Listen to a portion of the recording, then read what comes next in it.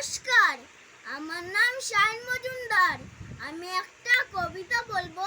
জন্মভূমি কবিগুরু রবীন্দ্রনাথ ঠাকুরের লেখা। সার্থক জনম আমার, জন্মেছি এই দেশে। সার্থক জনম মাগো, তোমায় ভালোবেসে। জানি নে তোর ধন রতন আছে কিনা রানীর মতন, শুধু জানি আমার অঙ্গের জুড়ায় তোমায় ছয় এসে।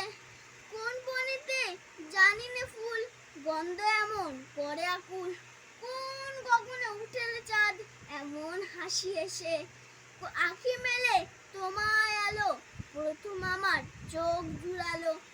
ওই আলোতে নয়ন রেখে খুঁজবো নয়ন শেখে। সার্থক জনম আমার, জন্মেছি এই দেশে। সার্থক জনম মাগো, তোমায় ভালোবেসে। নমস্কার।